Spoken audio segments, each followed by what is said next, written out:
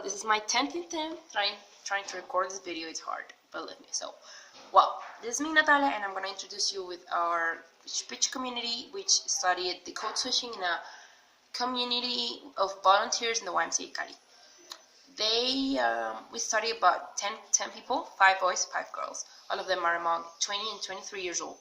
They also live in the south of the city, most of them, and all of them attend to the university or they work.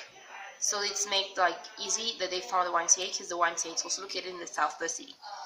All of them study, but most of them study human sciences, such as foreign languages, a bachelor's degree, in different stuff, nursing, social communication, and so on.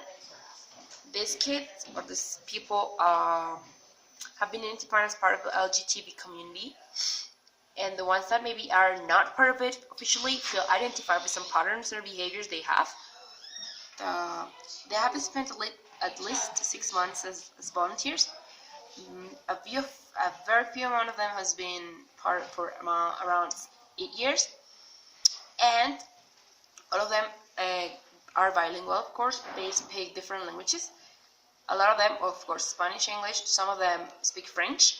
Another ones speak Catalan, a very few amount. Some others speak Italian, and so forth. Most of them are bilingual. Kind of, I don't know, and a really significant amount to it's trilingual. I'm going to show it to you later in the graphics.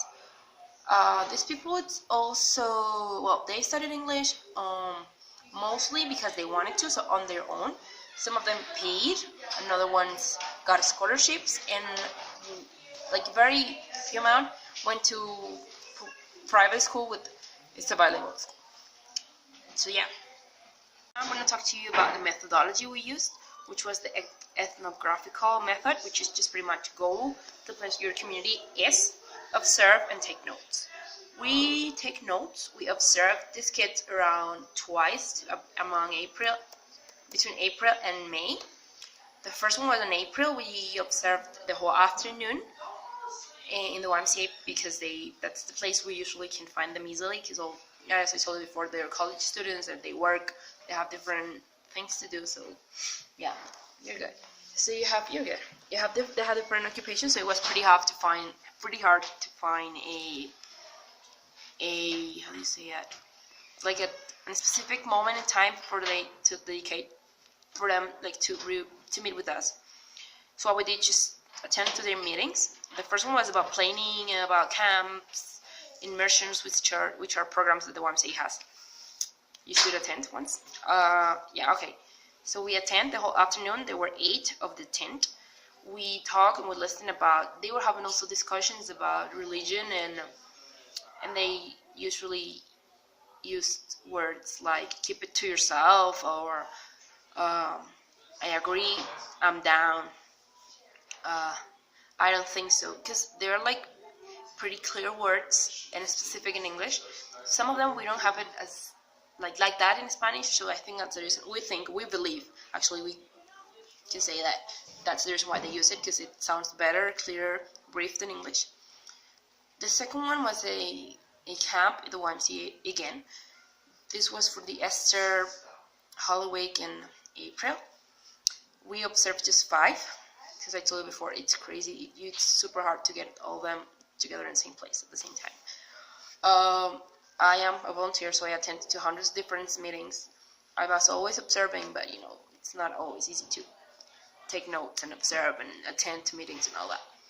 But the ones we did together, which is this one I'm going to talk to you about. In this one, we spent 2 days, so it was kind of easier for us to observe. We take turns. Oh, these people.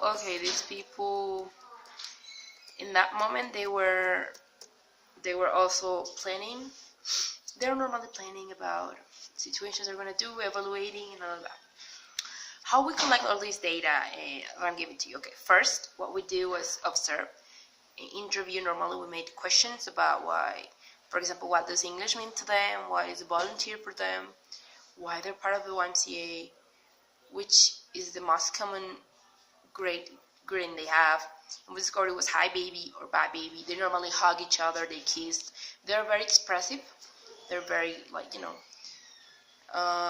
lovely. They give a lot of love among them.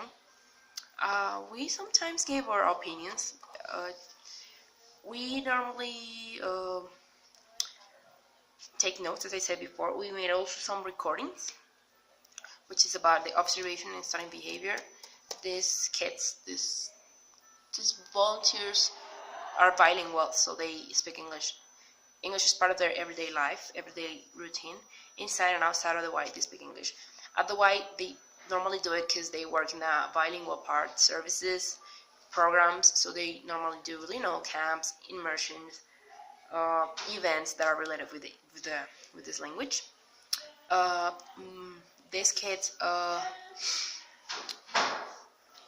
will fall in love with the language, and they fall in love with the Y because they could use the language to get involved with the community and help other people, and that also create a bond among them because all of them love English, all of them love the Y, and they got together to create and transform the world. So that it's a pretty tiny, strong, and important bond for all of them.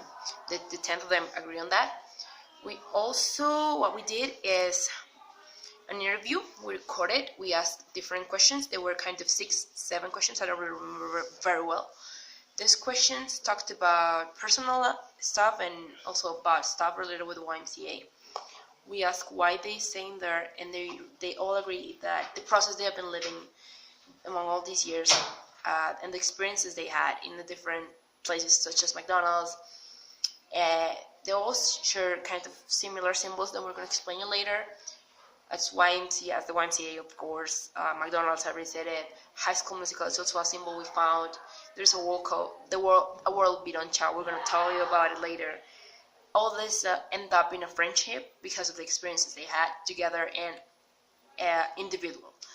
So yeah, pretty much this group uses. Okay, we discovered that they use code switching because they find English as a way to be more clear, brief.